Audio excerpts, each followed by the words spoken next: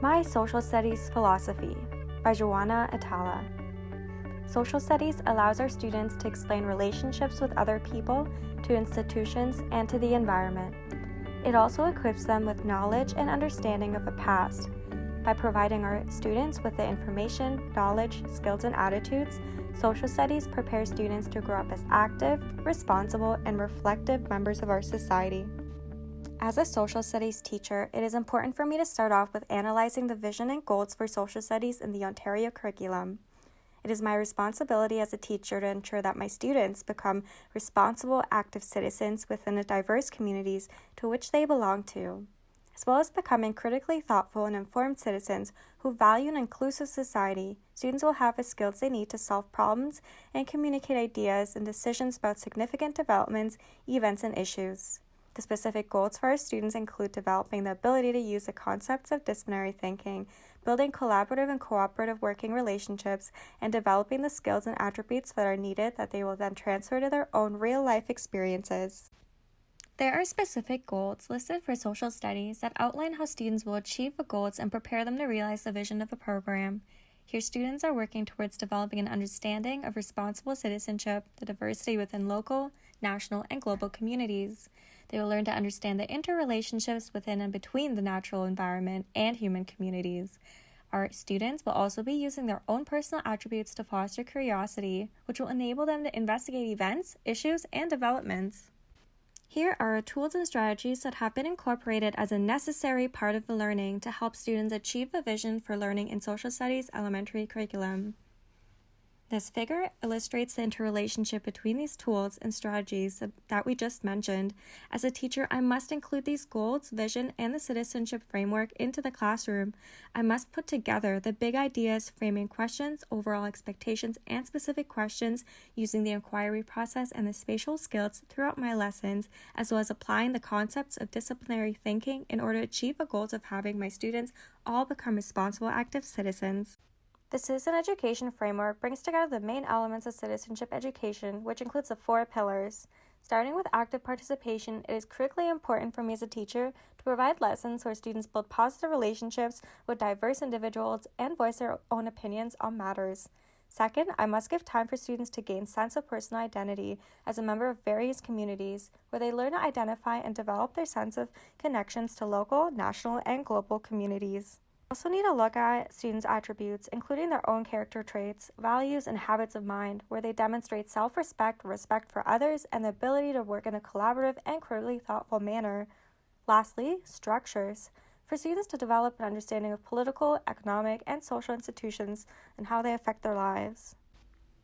As teachers, we need to have our own instructional approach that we will have within our teaching every day.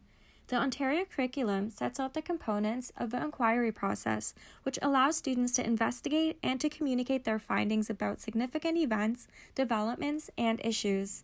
By applying the inquiry process, the students develop skills that they need in order to think critically, solve problems, make informed judgments, and communicate ideas. The inquiry process consists of 5 components: formulating questions, gathering and organizing, interpreting and analyzing, evaluating and drawing conclusions, and communicating findings.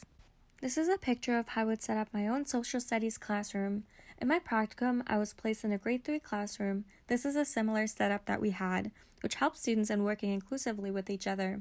The way student tables are grouped ensures that students are able to work together. They learn a great deal of teamwork and learn how to respect each other. The blue table is where I would work with students individually or in groups for differentiated instruction. The carpet almost switches up the environment for them, where it's more inclusive for me to present specific lessons and get students actively involved. In my practicum, the walls were used to place up the visuals I created during our lessons for students to be able to view throughout the time they were learning the unit. We had a sink in the classroom, which was very helpful in ensuring that students were independent when it came to cleaning up. Computer was available. Most of the time, students were using iPads to research, explore, and create. When looking at the inquiry skills I would emphasize into my teaching, I'll first and foremost look at the Ontario curriculums, which lays out the social studies overall expectations relating concepts of social studies thinking, big ideas, framing questions, and sample spatial skills, as well as activities that would be introduced and developed for all grades. I'll be focusing on the overall expectations specifically in grade 3. Using these Ontario curriculum documents, I would set up an inquiry for my class revolving around cause and consequence and significance, where I would use the social studies inquiry process to investigate some of the major challenges that different groups and communities faced in Canada from around 1780 to 1850, and key measures taken to address these issues. For my social studies unit, I would specifically create a project for my students that will investigate the particular social justice issues and challenges that communities face in Canada. In this project, they will create a poster that they will later present to their classmates. I would first provide video clips for my students to explore using their iPads. By exploring these videos, I would ask my students to formulate questions that will guide them to investigate some of these challenges. For example, what challenges face settlers far from towns? In groups of 3, my students would then gather and organize their information through research and investigation to answer the question that they chose. It is important for them to interpret and analyze information that is relevant to their investigation. They will then evaluate their evidence and draw conclusions about some of the major challenges facing different groups and communities in Canada. Lastly, I want my students to orally present their poster to the classroom, as well as communicate the results of their inquiries with their peers. Using the Ontario curriculum, I would integrate literacy.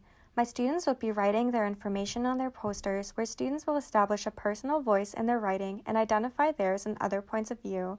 My grade 3 students would be focusing on using knowledge of form and style in writing. This activity would help students work on their form, voice, word choice, sentence fluency, and point of view.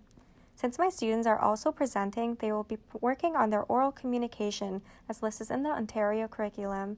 The specific expectations they will be meeting include listening to understand, such as purpose, comprehension strategies, making inferences, interpreting texts, extending understanding, as well as speaking to communicate, where students will demonstrate interactive strategies, clarity, coherence, and presentation strategies.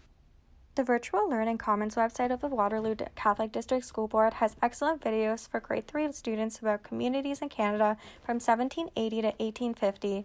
It also includes websites and inquiry questions that can guide students. Another excellent resource connected to the Social Studies Grade 3 Ontario curriculum is the Virtual Learning Commons website for the Upper Canada District School Board. These books can be an excellent resource for teachers to also integrate languages into their lessons. Growing up, I was only mainly introduced to the traditional classroom, where the teacher was at the front of the classroom giving us all this information and not having us engaged with our peers. Since I grew up in Germany, I unfortunately did not learn about the challenges that Canadian communities and groups went through. I want to be the kind of teacher that inspires my students. I want them to become critical problem solvers, creative thinkers, and decision makers of their own society. I must create lessons that have my students learn from inquiry, and most of all, be their own educator.